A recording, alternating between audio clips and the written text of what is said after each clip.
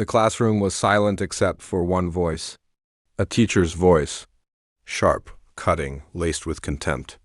She thought no one was watching, no one recording, but every word, every sneer, every moment of humiliation was being captured. In front of 30 students, she singled him out. A black teenager, no different from the others except for the color of his skin. She mocked his answers, questioned his intelligence, laughed at his accent. The room shifted between nervous chuckles and frozen silence. The teacher believed her authority was absolute, but power built on cruelty has cracks, and one hidden phone was about to tear it wide open.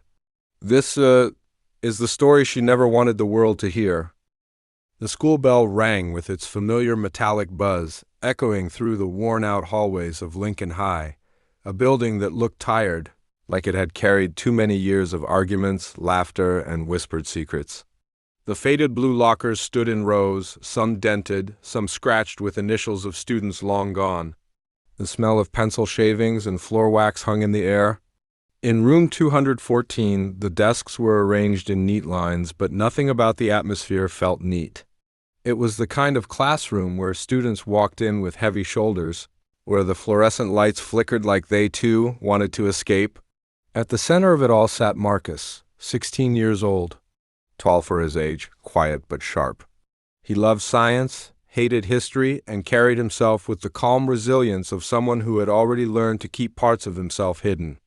His notebooks were neat, his pencils sharpened, his mind ready. But Marcus had also learned something else in this classroom, survival, because this was Mrs. Whitaker's domain. Mrs. Whitaker had been teaching English for nearly 2 decades. Her reputation was mixed. To some, she was strict but fair. To others, she was the kind of teacher who broke you before she taught you. For Marcus, she was a wall of cold eyes and harsher words. On this particular morning, Marcus sat 2 rows back, 3rd seat from the window. He had studied the night before, rehearsing answers in his head for the assignment, a short analysis of a poem by Langston Hughes. Poetry spoke to Marcus. Hughes's words about dreams deferred, about voices silenced, felt like they had been written for him. He stayed up past midnight making sure his response was perfect. Mrs. Whitaker began her usual roll call, voice flat and unbothered. She reached Marcus's name, paused, and let her eyes linger on him just a little too long. It wasn't unusual. She had a way of calling his name as though it weighed differently in her mouth, as though the 2 syllables Marcus were somehow heavier than the others. "Marcus," she said finally, "why don't you start us off today?" His heart raced, but he was ready. He stood, paper in hand, and began reading his interpretation of Hughes's poem.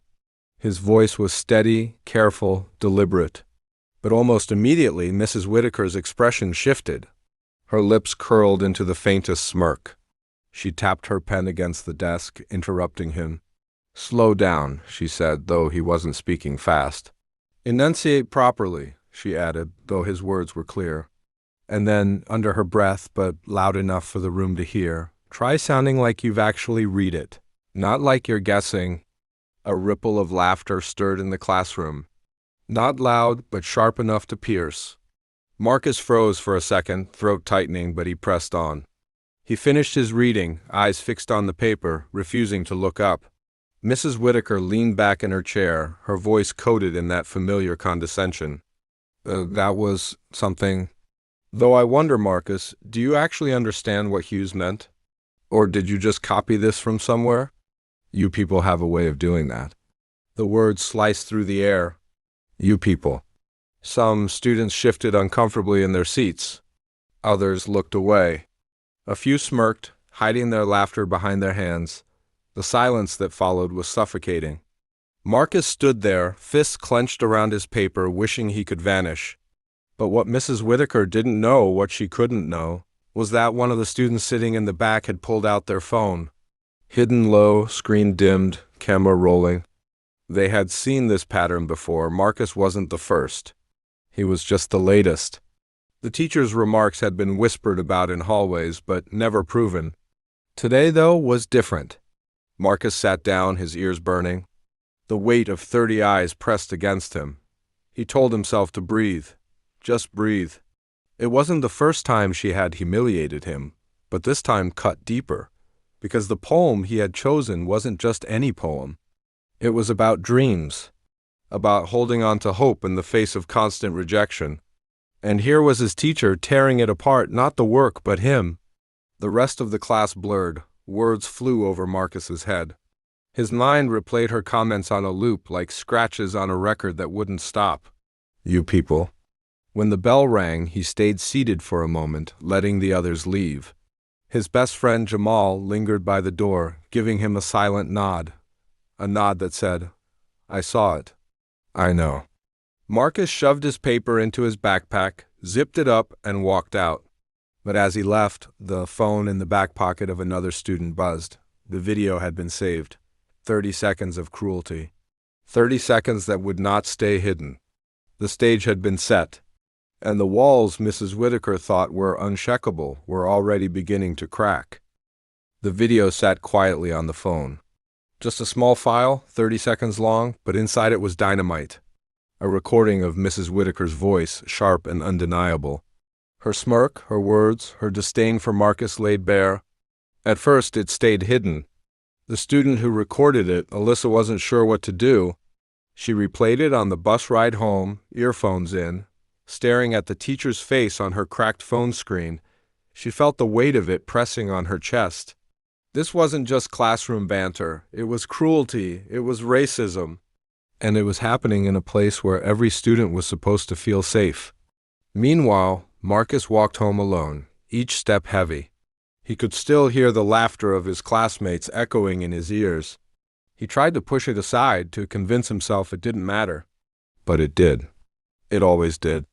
At dinner, his mother noticed. They're quiet tonight, she said, setting a plate in front of him.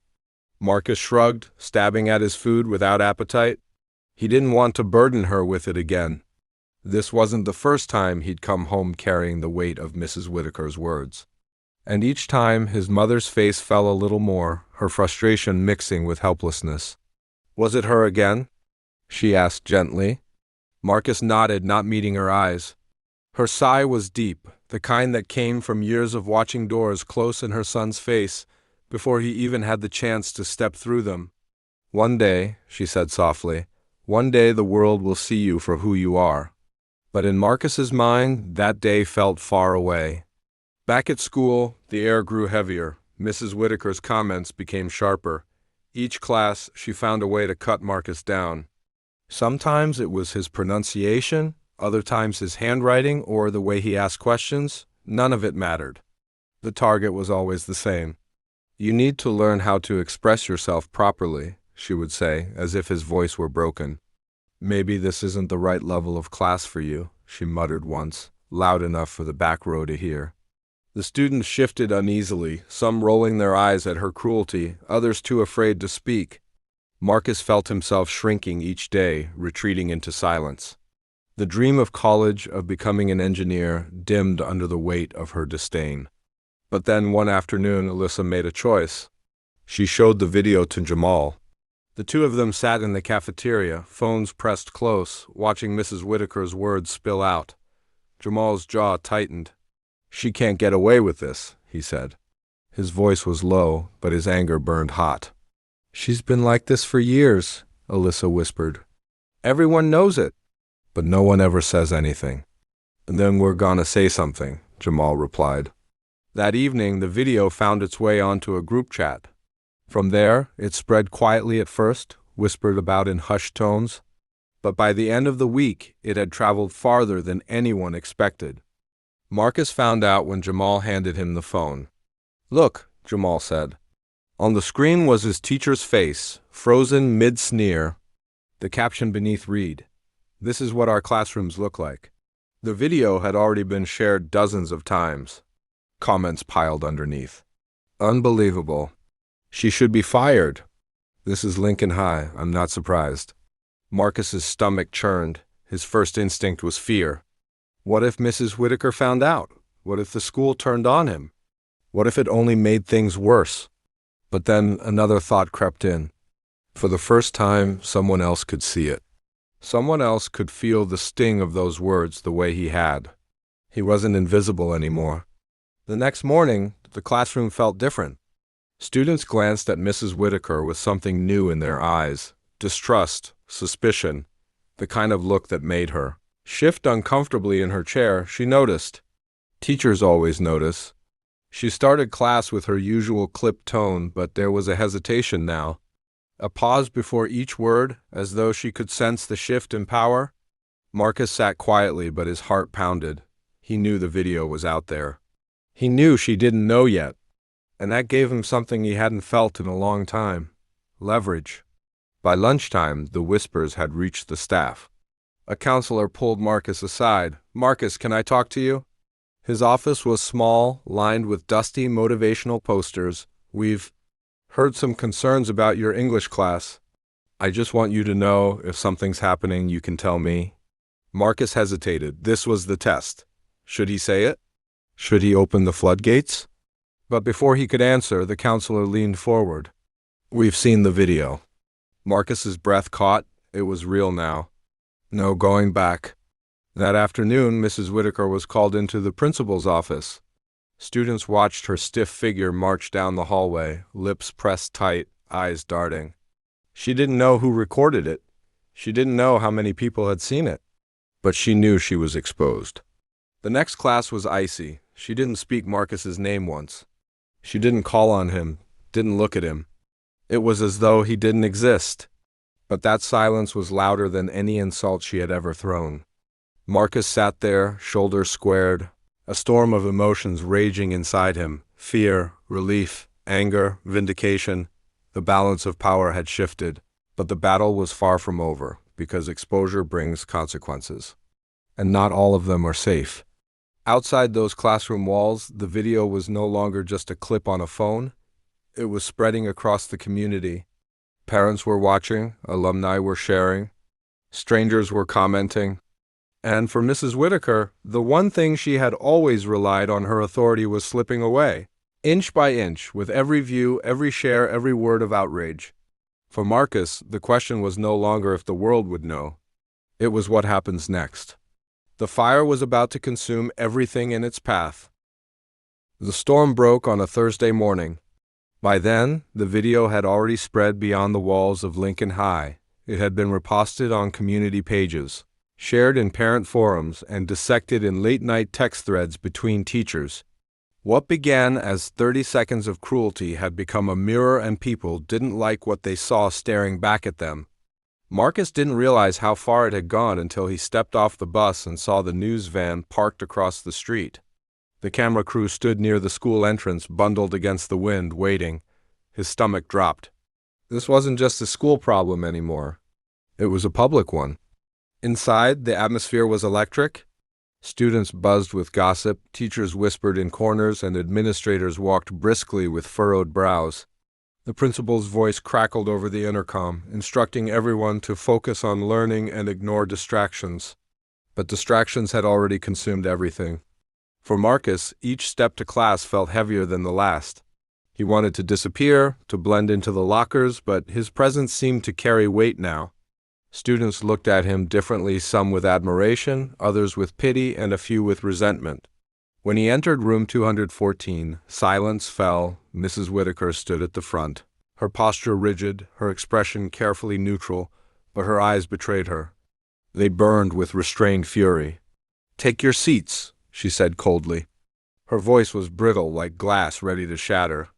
The lesson began, but no one was listening. Every student felt the tension pulsing in the room. Marcus sat still, hands folded on his desk, heart pounding so hard he could hear it in his ears. Halfway through, Mrs. Whitaker's mask cracked. She turned sharply, eyes locking onto Marcus.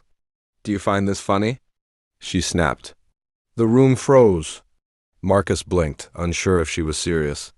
"Do you think you can humiliate your teacher and get away with it?" She pressed on, her voice rising. Whispers darted through the classroom.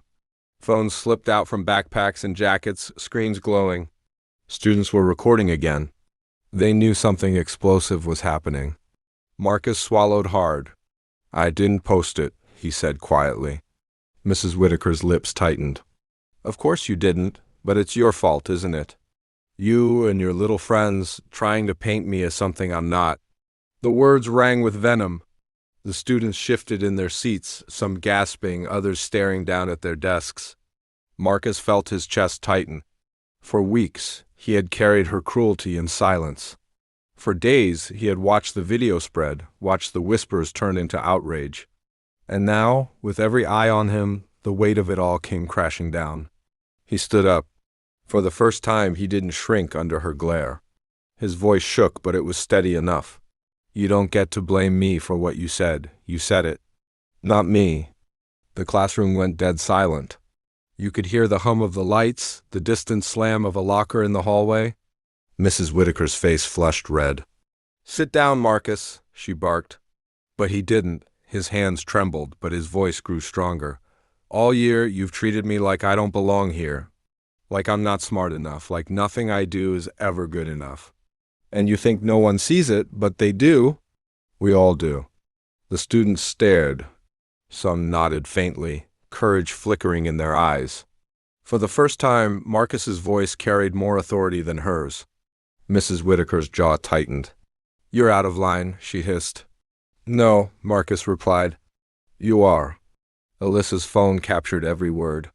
The same phone that had recorded the first 30 seconds of humiliation was now recording the breaking point the moment Marcus chose to speak, no matter the cost.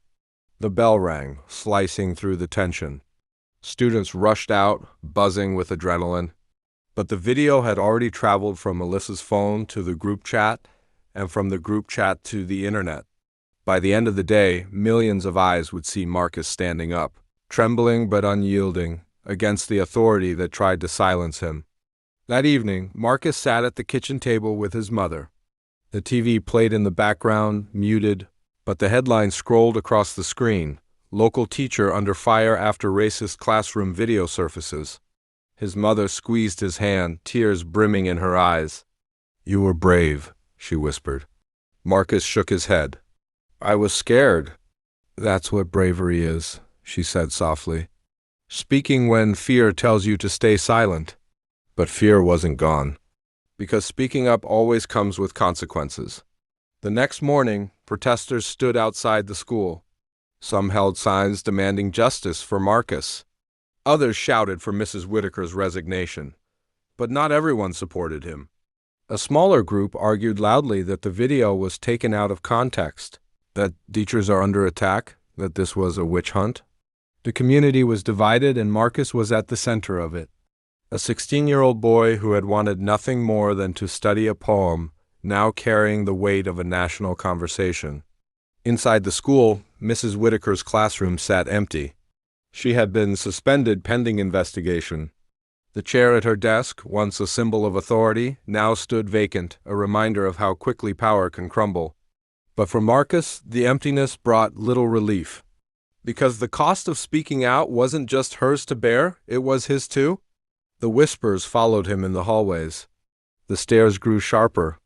And though he had found his voice, he wondered if he had lost something else in the process. The breaking point had come. He had stood his ground. The truth was out. But truth doesn't end a story. It begins one. And for Marcus, the next chapter would reveal just how heavy the consequences of courage can be. The suspension notice went out on Monday morning. A single sheet of paper taped to the office door confirmed what everyone already knew. Mrs. Whitaker would not be returning to the classroom for now. For Marcus, it should have been a victory. Proof that the truth mattered, that justice could be reached. But the air in the halls told a different story. Justice rarely comes clean. It comes with whispers, with backlash, with the kind of invisible weight that lingers long after the headlines move on. At first, students treated Marcus like a hero. They slapped his back, called him brave, told him he had done what no one else dared to do. But admiration has a way of curdling into envy, and envy into resentment. By the end of the week, the tone had shifted. "Why do you have to make such a big deal out of it?" One classmate muttered as he passed. "You just wanted attention," another sneered. And then, louder, in the cafeteria, "Now we don't even have an English teacher because of you." The words stung, but Marcus said nothing. He had learned long ago that silence sometimes hurt less than answering back. But silence didn't protect him. Online, the storm was raging. His name, once buried in the anonymity of school rosters, was now plastered across comment sections. Some called him courageous. Others called him a liar. Kids these days are too sensitive. He's just trying to ruin someone's career. This is what happens when you let phones in classrooms. Each comment was another stone thrown, another bruise on a spirit already raw. Marcus tried not to look, but the posts found their way to him anyway. Screenshots sent by friends, whispers overheard in the hallway. At home, the pressure was no lighter. His mother faced calls from reporters, knocks at the door, questions from neighbors. She defended him fiercely, her voice unwavering, but Marcus saw the exhaustion in her eyes. She carried the weight with him, but it was heavy on both shoulders. One night, Marcus sat in his room, scrolling through the endless tide of comments. His chest ached with a heaviness he couldn't put into words. For every message of support, there were 3 that cut him down. For every voice saying, "We believe you," there was another shouting, "You're the problem." He closed his phone, pressed his palms into his eyes, and whispered into the quiet, "Was it worth it?" The next day, the answer seemed murkier than ever. Lincoln High had become a battlefield. Parents filled the auditorium, voices clashing in heated debate. Some demanded Whitaker's termination. Others insisted she was being unfairly targeted. Teachers sat stiffly in the back, afraid to choose sides. Marcus was there too, sitting beside his mother, head bowed as strangers argued over his life as though he weren't even in the room. His heart pounded with each accusation, each dismissal of his pain. He just misunderstood. Teenagers exaggerate. She gave her life to this school, and now she's ruined over one video? Marcus wanted to stand up, to scream, that it wasn't one video, it wasn't one moment, it was years of being chipped away at, day after day. But the words caught in his throat. No one was asking him. They were speaking about him, around him, but never to him. By the time the meeting ended, the room was split down the middle. Half the parents applauded, half stormed out. And Marcus sat there, hollow, the sound of their voices still clawing at his ears. Back in school, the fallout continued. Substitute teachers rotated in and out of the English classroom, none staying long enough to fill the void. The lesson plans felt empty, the energy fractured. Marcus's classmates grew restless, eager to move past the scandal, but unable to. Every glance, every whispered joke, circled back to him. One afternoon, as Marcus walked down the hall, a folded piece of paper slipped from his locker. He picked it up and unfolded it slowly. Inside, scrawled in messy handwriting, were 3 words, "Snitches ruin lives." His stomach dropped. He crumpled the paper in his fist, shoving it deep into his backpack. He didn't show anyone. Not his mother, not Jamal, not even Alyssa. He carried it alone. But that night, lying awake in the dark, he realized the truth. The moment he stood up, he had become a symbol. And symbols attract both praise and fury. The community's tension seeped into the wider world. Local news ran nightly segments. National outlets picked up the story. Editorials argued about race, respect, and the power of cell phone cameras. Some commentators painted Marcus as a courageous young man who stood against injustice. Others labeled him a troublemaker, a teenager who had destroyed a career with one clip. For Marcus, the noise was unbearable. He didn't want to be a headline, he wanted to be a student. But there was no going back. One evening, his mother sat him down. Her voice was calm, but her eyes carried steel. "Marcus, listen to me. What happened to you was wrong. And the world is seeing it now. But you need to remember, this isn't just about them. This is about you, about your dignity, about your right to be treated with respect." Her words sank deep. Respect, that was all he had wanted. Not fame, not attention, just the simple dignity of being seen as equal. But respect comes slowly, and the cost is steep. By the end of the month, Mrs. Whitaker had officially resigned. Her name, once feared in the halls of Lincoln High, became a warning. Some teachers whispered about her in hushed tones. Others avoided the subject entirely. The community was left fractured. Trust was broken. Students had learned a dangerous lesson. That authority could be challenged, but at a price. And Marcus, Marcus walked through those hallways with a different kind of weight. Not the weight of shame anymore, but the burden of survival, of resilience, of carrying a story that was no longer just his, but everyone's. The dust never truly settled, but it began to shift. Weeks after Mrs. Whitaker's resignation, Lincoln High felt like a school holding its breath. The hallways were quieter. The whispers faded, but the echoes of what happened still lived in the cracks of conversation. Some students pretended nothing had happened. Others still eyed Marcus when he passed, a reminder of the storm that had torn through their classrooms. But for Marcus, something had changed. The fear that once kept his shoulders hunched, his voice silent, no longer held the same grip. He carried scars, yes, emotional bruises that flared when he remembered the laughter, the accusations, the online venom. But he also carried something else now, a voice that could not be erased. It began small. A meeting in the library where a handful of students gathered to talk about what had happened. Alyssa, Jamal, and a few others sat around a table, hesitant at first. Then the words started to flow. "She always talked to me like I was dumb," one student admitted. "She told me I'd never make it past community college," said another. And suddenly Marcus realized he had not been alone. What happened to him was not an isolated act of cruelty. It was a pattern stretched across years, hidden in plain sight. And now, with the video out, the silence had cracked. The group grew. Students shared stories. They talked about respect, about dignity, about the weight of carrying unfair expectations. They weren't just speaking about Mrs. Whitaker anymore. They were speaking about something bigger, systemic, heavy, ingrained. Soon, the meetings became something more. A student-led coalition. They called it Voices Unmuted. Their goal was simple: to create a space where students could speak without fear, where they could demand to be heard. Marcus never asked to lead, but leadership has a way of finding those who refuse to be silent. He became the face of the movement, not because he sought it, but because his story carried the truth that others had been too afraid to share. The administration couldn't ignore it. They invited Marcus to speak at a school board meeting. He stood at the podium, palms sweaty, voice trembling, but he spoke. Not just for himself, but for everyone who had been silenced. "I didn't want this," he told the board. "I didn't want to be the kid on the news or the one everyone talks about.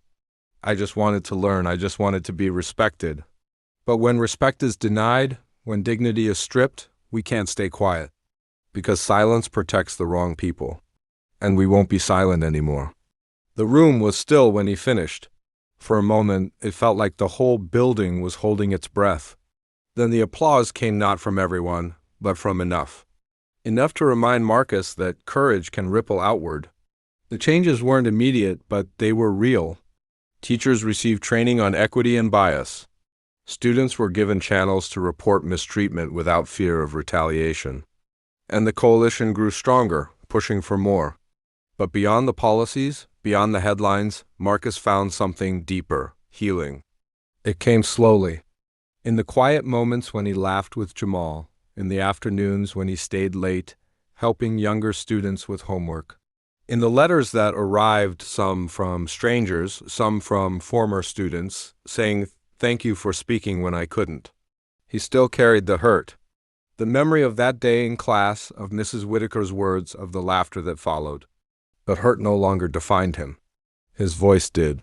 One evening, as he walked home with his mother, the sun setting behind them, she turned to him. "You know," she said softly, "your story isn't just about what was done to you. It's about what you chose to do with it." Marcus looked at her, then at the street ahead, glowing gold in the fading light. For the first time in a long time, he allowed himself to imagine the future. College, engineering, a life beyond these walls. A life where his voice was not a burden, but a force. And in that moment he understood redemption wasn't about erasing what happened. It was about transforming it. About taking the pain and shaping it into something no one could silence. Mrs. Whitaker had thought her authority would protect her. She had believed the classroom was hers to control, her cruelty hers to wield without consequence. But Marcus had proven something else. That truth, once spoken, cannot be buried. that even in the smallest hands, a phone, a trembling voice, justice can find its way into the light. And though the road ahead was long, Marcus no longer walked it alone, because he was no longer just one student. He was a voice among many, and together they were louder than silence. In the end, this was never just about one teacher, or one classroom, or even one student. It was about the way silence protects power, the way cruelty hides in plain sight until someone dares to shine a light on it. Mrs. Whitaker thought no one was watching. She thought her words would vanish into the air, just another day of humiliation, just another scar for a student to carry quietly. But the world was watching. And once the truth was spoken, there was no putting it back in the dark. Marcus's story reminds us of something vital. Racism doesn't always wear a hood or shout from the streets.